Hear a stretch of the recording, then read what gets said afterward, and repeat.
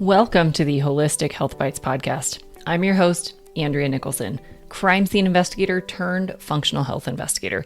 This podcast is here to share bite-sized episodes and unique interviews on a wide variety of health topics to empower, enlighten, and educate you to live your best, most vibrant life. Disclaimer: all information you hear on this podcast is for information only and constitutes individual opinions of the person speaking. This should not be taken as medical advice. Being a listener of this show does not initiate a practitioner-client relationship between you and the hosts or panelists on this show. Please discuss these topics with your medical professionals before making any changes to your health. Okay, let's dive in. Welcome back to the Holistic Health Bites podcast. Today, I am joined with a very special guest, a multiple best-selling author, Gin Stephens, who's going to tell us all about her different books and kind of how they came to be, as well as her brand new book that's coming out in just a couple of weeks. So welcome, Jen. Thank you so much for joining. Well, thank you so much for having me. I'm excited to be here. Yeah, me too. I have read your books and I love them, and I'm very excited to have this conversation. I definitely want to know all the secrets behind the new book coming out as well. So will you just kind of introduce yourself to everybody and tell, everyone a little bit about your story? Absolutely. Well, I am a retired elementary school teacher who now writes books and runs a community and podcasts about intermittent fasting. So people might think, wait a minute, how in the world is a teacher writing books and doing podcasts? And it's because, like so many of your listeners, I'm sure, I struggled with my weight for decades, really. Even before I had a weight problem, I was still obsessed with calories and eating and diets and all of that. So I always have been, diet focused, weight focused. And then over the years of my life, I yo-yoed like so many people do, and up and down, but the ups kept getting higher. The downs didn't go quite down as far until I found myself weighing in at 210 pounds in 2014. And at 5'5", that put me in the obese category. And so I was like, gosh, I've got to do something about this. Thank goodness for intermittent fasting. I started in around August of 2014, never looked back, went on to lose 80 pounds. I have maintained that weight loss. This is my 10th holiday season as an intermittent faster.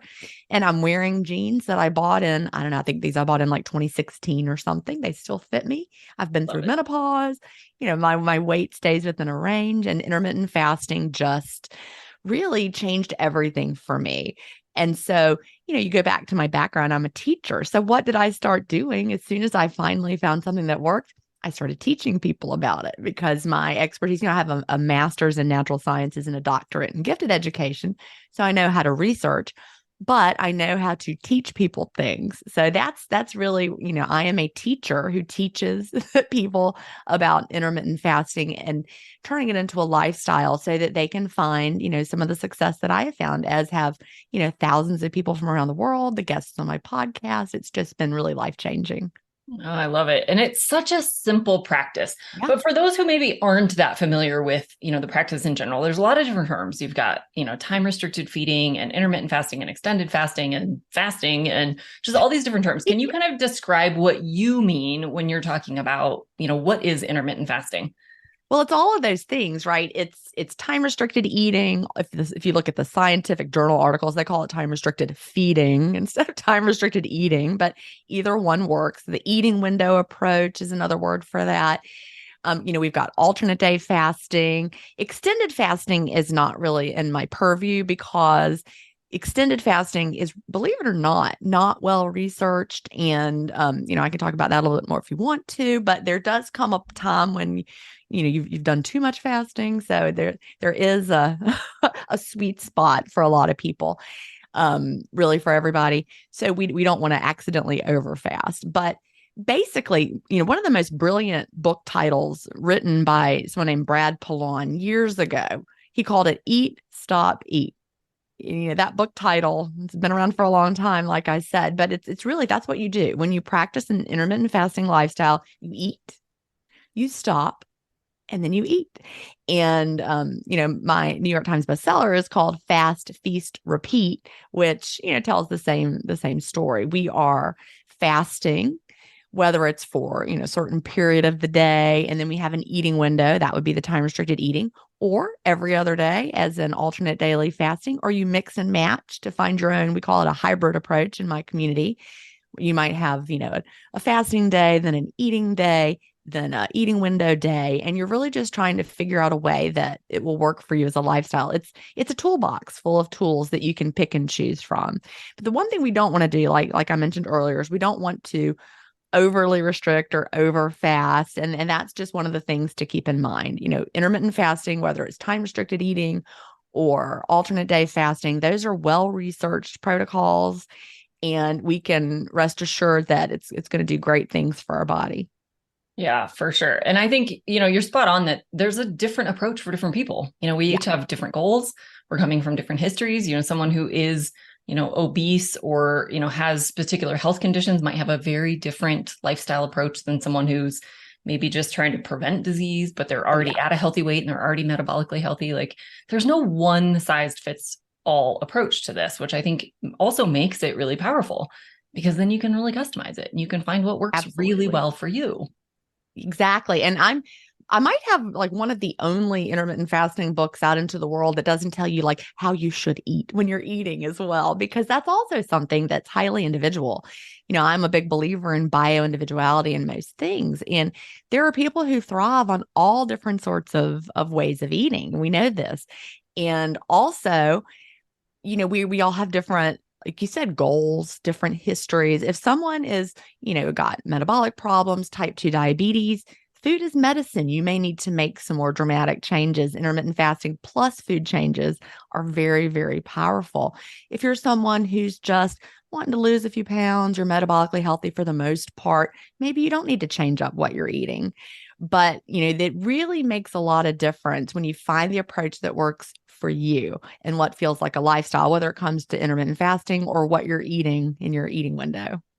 Yeah, for sure. And I think so much of this, we tend to get in these, rigid diet mentalities, and we feel like we have to force ourselves to do certain things and, avoid certain foods or, add all this exercise or whatever that looks like. And it's really like we're forcing and we're pushing and we're making it happen. And what I love about intermittent fasting is it should actually be really easy. Yeah. We have a saying in our community, and it's one of my book chapter titles called Tweak It Till It's Easy. And that's literally what I mean. We've all done diets before. Of course, intermittent fasting is not a diet. A diet is what? Intermittent fasting is when. But we've all done, diets in the past that just got harder and harder the longer you did them, right? And then you were like, failing miserably because it's a miserable experience. But with intermittent fasting, it shouldn't be like that.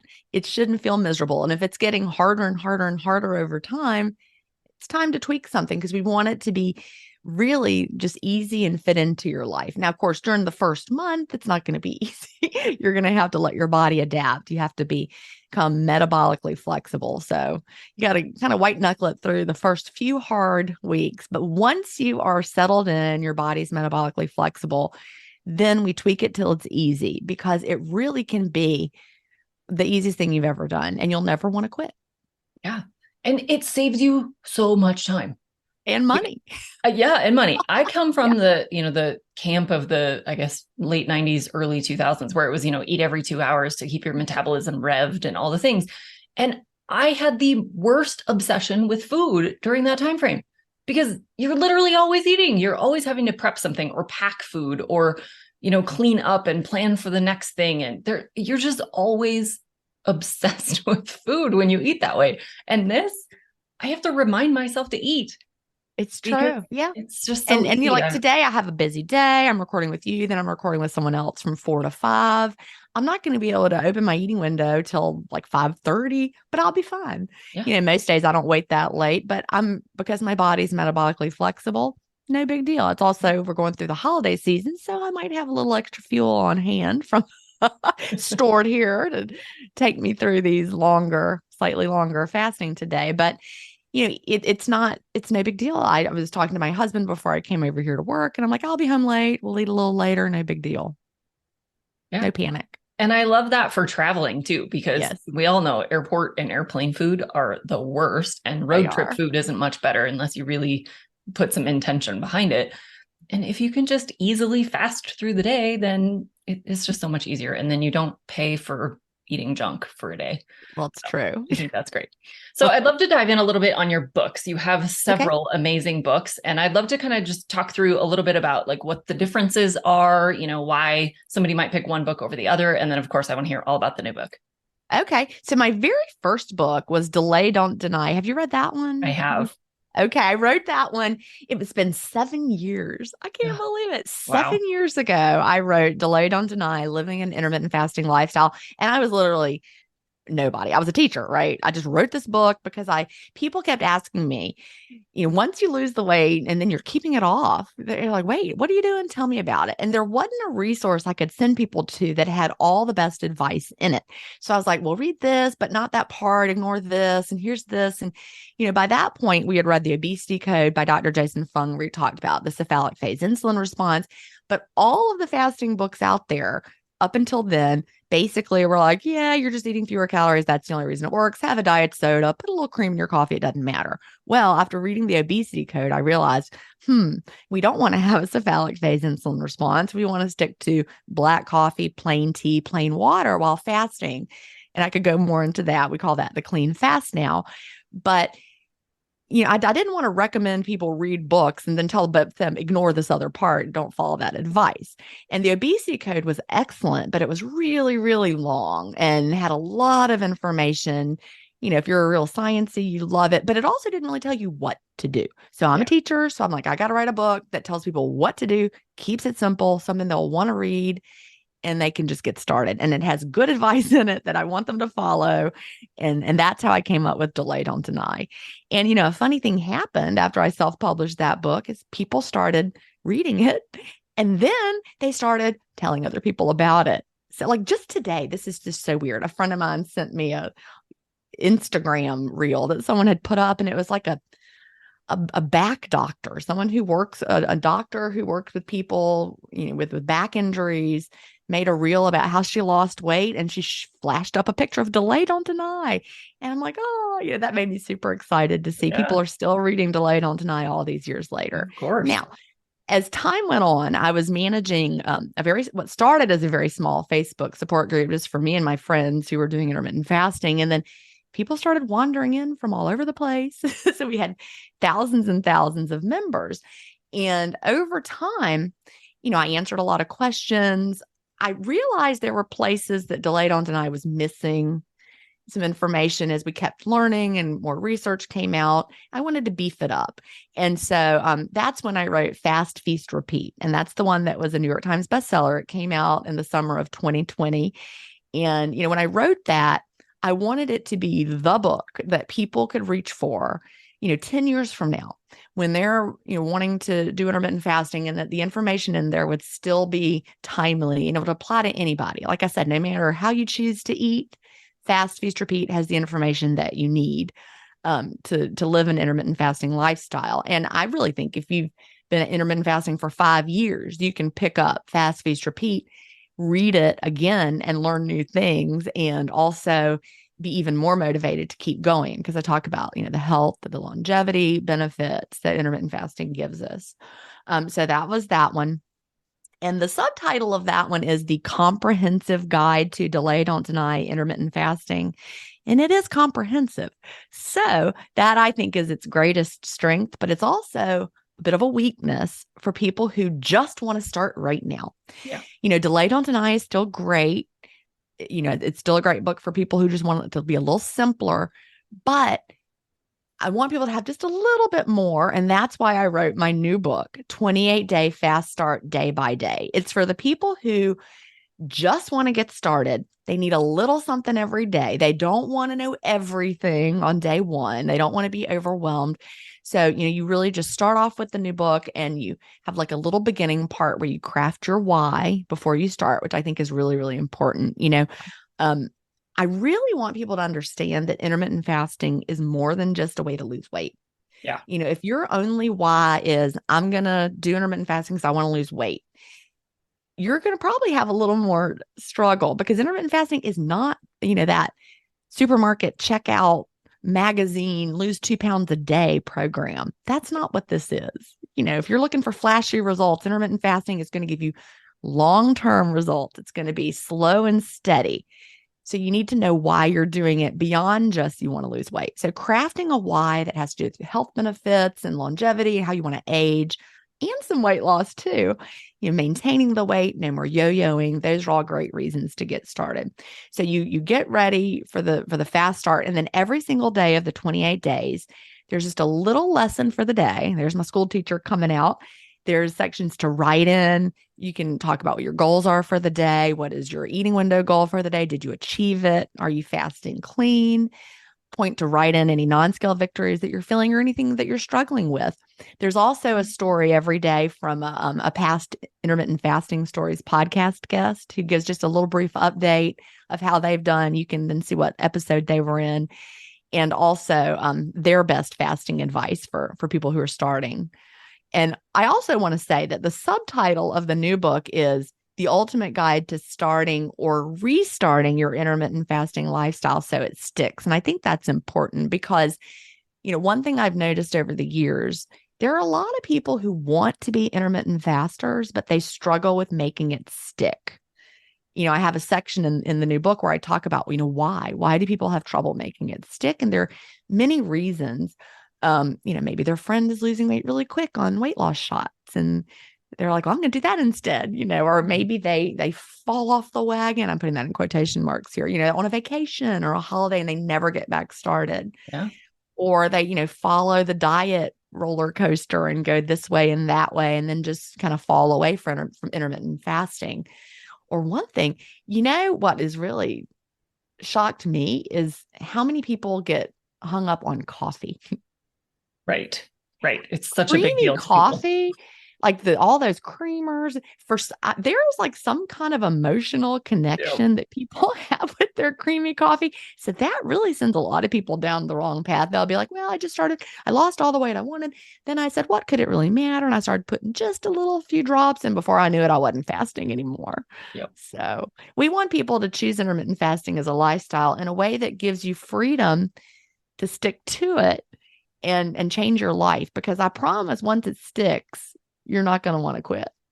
Yeah, I love that. And I would love to just dive in a little bit more to maybe some of those health benefits that are beyond the weight loss. What are some of the things that your community has seen that maybe have nothing to do with weight loss?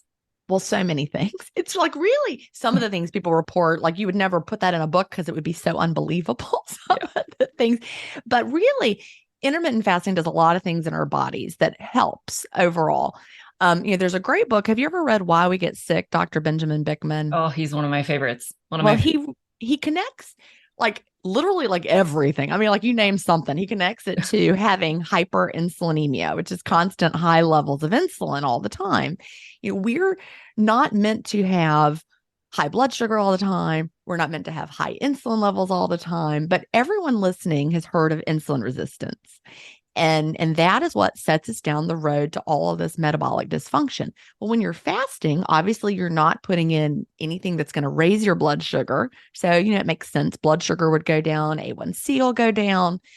If you're type 2 diabetic, your numbers will get better. But also insulin goes down because we're fasting. And so when insulin goes down, there's so many things that get better. PCOS, people lose skin tags, people, are no longer considered type 2 diabetic. Alzheimer's is linked to having, chronic high levels of insulin. They're calling that type 3 diabetes, and just on and on and on. Autoimmune diseases, fasting lowers inflammation. I mean, it's just really remarkable. It's got cardiovascular benefits, lowers blood pressure. Like all the time, we have people in our community who they'll make a post one day and they'll say, I'm feeling really lightheaded and dizzy all of a sudden. And I say, are you on blood pressure medication? And they say, yes. And I'm like, check your blood pressure. You probably don't need as high of a dose, or maybe they're ready to come off of it. Of course, their doctor has to manage that part of it with them. You definitely want to talk to your doctor, but people are coming off of blood pressure medicines all the time. We have people who need a lower thyroid medicine dose over time. It's really just remarkable, the positive changes that we see. One of the one of the experts on intermittent fasting for health is Dr. Mark Matheson from Johns Hopkins University. And he was a neurological researcher. He researched, intermittent fasting and the effects on the brain. And he actually has been living an intermittent fasting lifestyle himself since the 1980s. Wow. I know, when you hear of someone who is a high level researcher like that, and they're doing research that caused them to change how they live because they believe so strongly. I mean, that really speaks to you. Yeah, for sure. And it just shows the wide range of people who find benefits in this. I mean, It's true. this isn't Yeah. just obese people, but this is No. also researchers and lawyers and police officers and Oh, teachers. yeah. And I mean, it's all walks of life. It's all careers. It's all health conditions, and it's all the things. So I love that.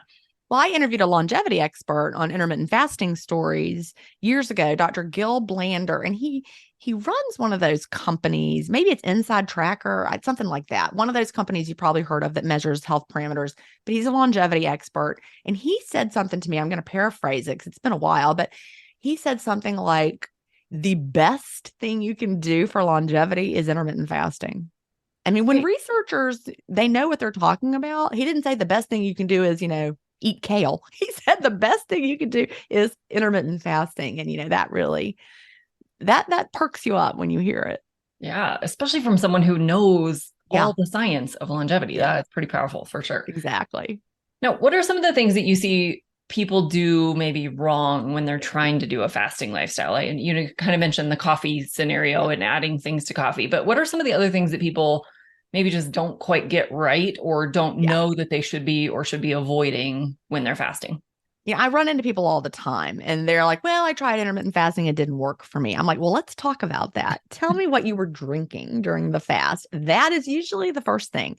They'd followed somebody who said you could have diet sodas or you could put a little cream in your coffee or bulletproof coffee or whatever. They were drinking an energy drink or, that pink drink, whatever it was, they're drinking something that breaks the fast. And that makes the fast really, really hard. And really, in essence, it turns it into low calorie dieting instead of fasting. Like if you're sipping on, coffee all morning that has even, tiny bit of something in there, you're getting, low calorie diet trickled in all day. And that's really, really hard. That's not fasting. So most of the time, people who tried it and it didn't work for them, they were not fasting clean. So for being, to fast clean, you need to have black coffee, nothing added, not flavored coffee. We want to avoid the cephalic phase insulin response when your body thinks something sweet is coming in, something flavored. We want to avoid that. The bitter flavor profile of black coffee and plain actual real tea, they do not cause the cephalic phase insulin response. Plain water, plain sparkling water, and that's it. So that's the first thing. The second thing that I find most common is people didn't give it enough time. Yeah. If you're starting intermittent fasting, you are used to being in the fed state all day long from the minute you wake up to the minute you go to bed. You're on that blood sugar roller coaster. And when your blood sugar goes down, your body says, send something else down. And you do. And so it's up and down and up and down. And so all of a sudden, you're not putting stuff in and your body's like, help, what do I do? It has to learn how to tap into your fat stores for fuel. And it takes some time for those metabolic processes to kick in for you to become metabolically flexible. And that takes time. And so people are like, well, I tried it. It was hard. I was hungry. I quit in a week. I didn't like it. And then the third reason people quit often is they have unrealistic expectations from the beginning. And I actually, in both Fast, Feast, Repeat and 28-day fast start day by day, I am right up front with you. You are probably not going to lose weight during the first 28 days. And I actually want you to tell yourself you might even gain a little bit of weight as you're becoming metabolically flexible. And don't be like, well, I think I'm going to be the one who loses 20 pounds the first month. No, I don't even want you to weigh during the first month. You can weigh before you start, just get some baseline data, then put your scale away. Don't even look at it. Let your body adapt. So once that first 28 days is over, then you're ready to start tracking your progress, seeing what your trend is doing. But, when we go to the checkout counter and we see that magazine that says lose 2 pounds a day, lose 30 pounds by New Year's, you set yourself up for unrealistic expectations that you're not going to meet. And then you're going to be like, well, this plan doesn't work. But, slow and steady is what we're looking for. For sure. Yeah. I would also love to know, are there particular conditions or, lifestyle factors or, disease presence, anything where people maybe should not fast? I know a lot of people will say you shouldn't if you have a thyroid condition, or you shouldn't if you have an autoimmune condition, or you shouldn't if you have XYZ, whatever. Do Right. you find that there's particular populations of people who either should use great caution or should just not even try fasting? Well, the thing about the thyroid and autoimmune, we find the opposite. Like I said, we find people who have autoimmune issues and people who have thyroid issues improving dramatically with intermittent fasting. I mean, there's a lot of information out there about like don't, just be very, very cautious, and total opposite information you can get from people. There are some people who should not do intermittent fasting. Children should not do it. Also, as they're growing through teenage years, you need to fuel a growing body differently than an adult body. I mean, think about it. Babies eat every 2 hours. So when a body is growing, a body needs to eat frequently, but an adult body does not. So when else are you growing things? Well, when you're pregnant or breastfeeding. So if you are pregnant or breastfeeding, this is a growth period for you or for your baby, right? And so growing seasons are not fasting seasons. But if you're an adult and you are at a healthy weight or above a healthy weight, fasting is for you. If you are severely underweight, no, you shouldn't fast. You're working on nourishing your body. And that's important as well. But, other than that, if you have an eating disorder, that's something, technically we always say do not do intermittent fasting if you have an eating disorder. But I would like to say work with a counselor who understands you and your eating disorder, because we have had people who have had disordered eating and they found that fasting calmed that for them. And then they no longer have the eating disorder and they can, think normally about food again. But again, that is not a decision just to make on your own.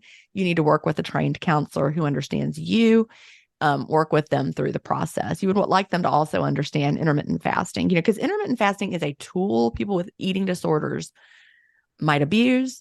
It's not going to give you an eating disorder if you don't already have one. Yeah, for sure. And I've seen the same thing, that people who can kind of give up that obsession of food that we were talking about earlier, like it's that freeing. alone can really help with an eating disorder, because you lose that like constant thinking about food. And You're so not that thinking alone about can be healing. Yeah, that's the decision fatigue is over. When my eating window is closed, I'm not thinking about, whatever's in the kitchen. Should I eat it? Is it time to eat it at home? I mean, I really feel like prior to intermittent fasting, I did have disordered thinking about food because it was constant. Yeah. But now that noise is gone, like you just said. Yeah.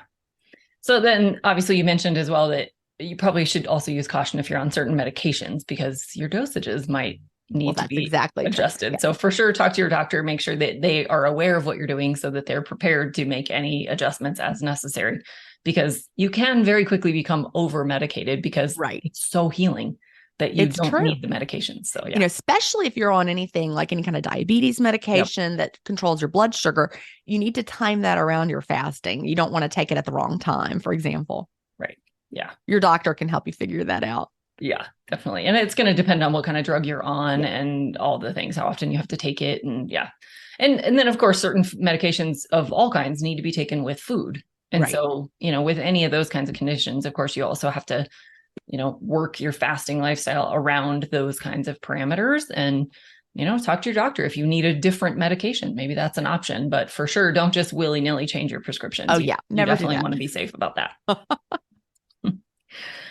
Let's see. So with the new book, does it give you like a daily plan of how it kind of works? Is you just read like today's day 3 and I'm reading the day 3 schedule? It does. Every day you start off, by checking in with what you're going to do for that day.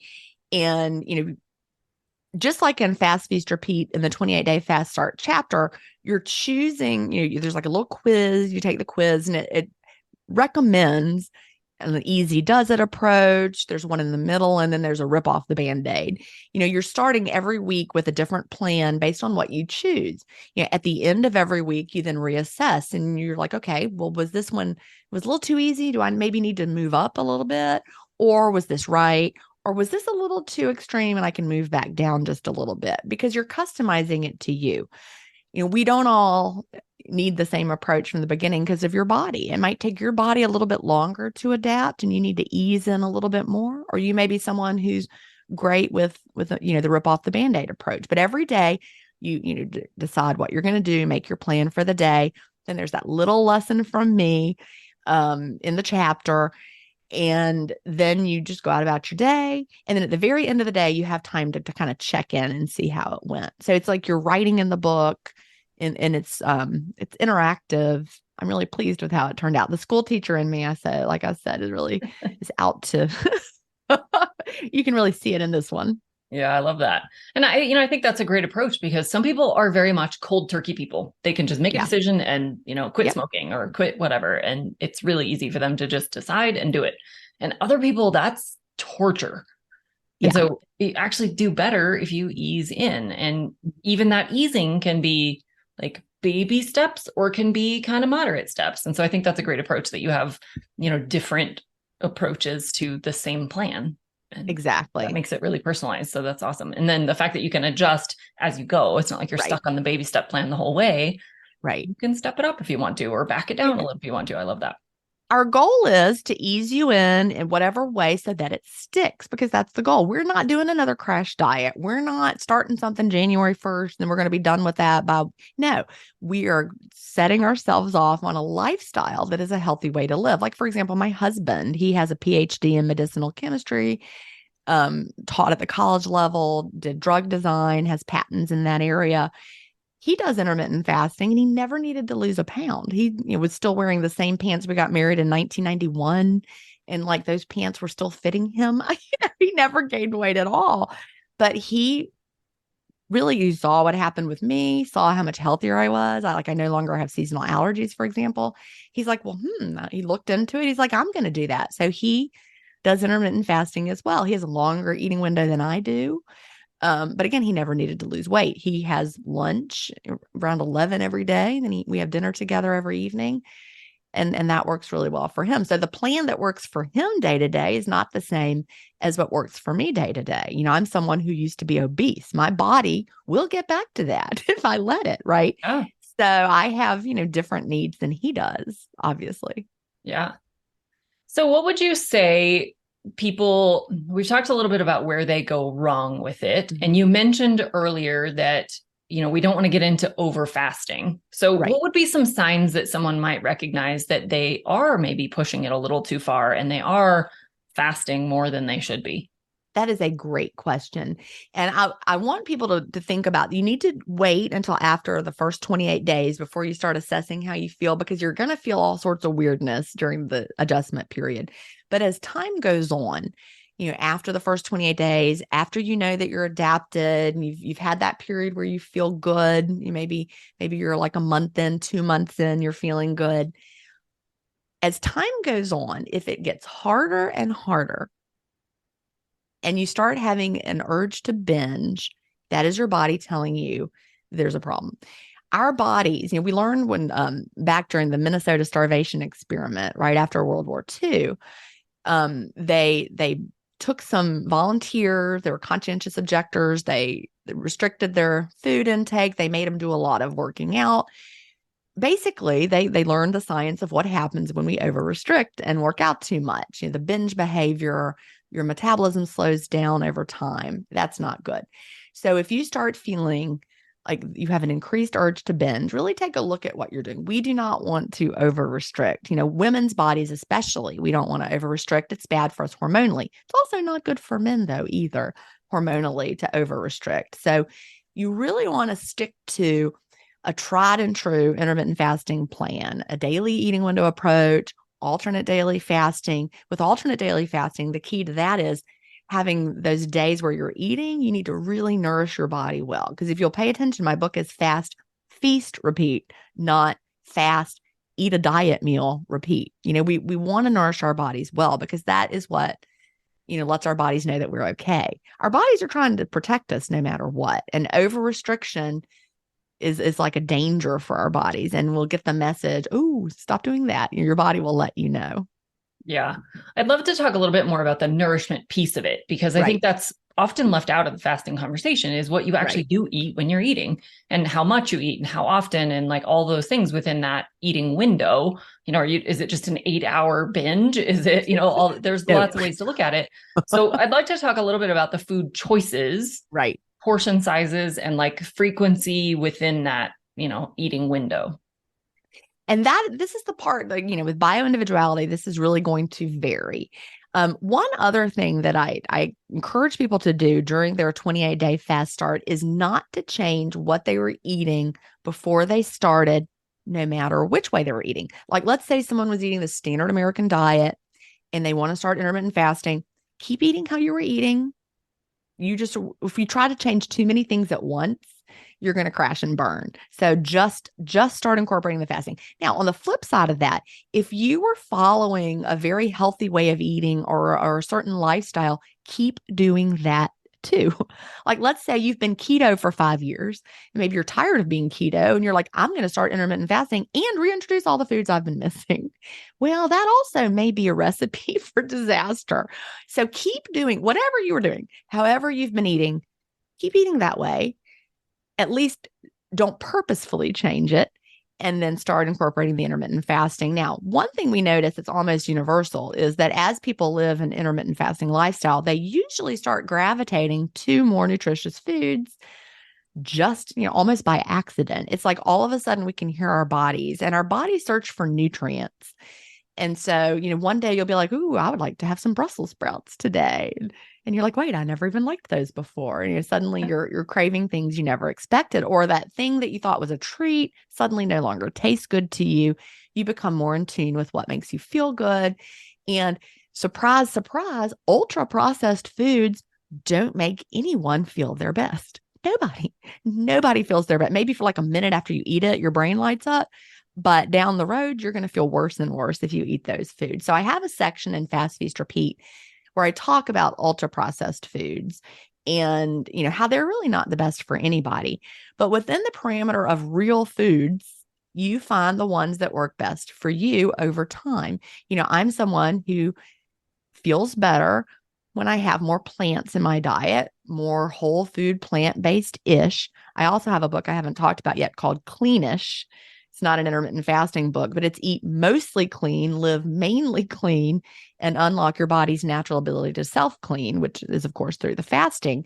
But we got that ish part, right? I eat mostly real food, but I have, other things in there too. I'm ish. I baked chocolate chip cookies last week. It's the holidays. They were good, but I made sure I got really good quality ones made with real butter and not, the junky oils, all of that. So it's just a matter of, choosing how you want to feel, and eating real foods that make you feel great are going to support you feeling your best.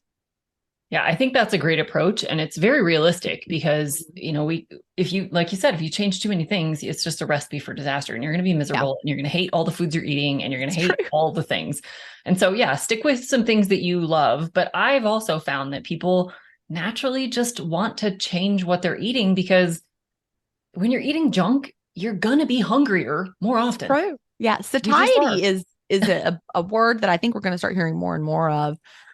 Diet doctor who was completely low carb, he still eats low carb but promoted it for everyone, is now moving towards the concept of satiety and eating to satisfy your body.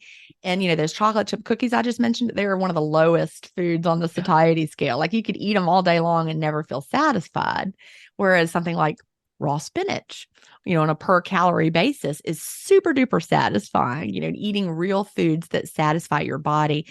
A big baked potato is going to satisfy you, whereas a bag of potato chips will never satisfy you. Yeah. So, choosing real foods and eating until you're satisfied. I talk about that in Fast Feast Repeat, the concept of eating until satisfied.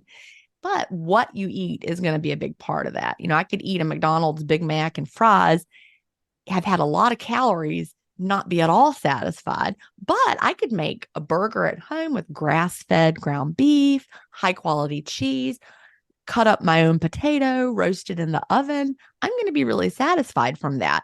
You might think that's the same meal. It's not the same meal at all. Not even close. Not even close. I love that.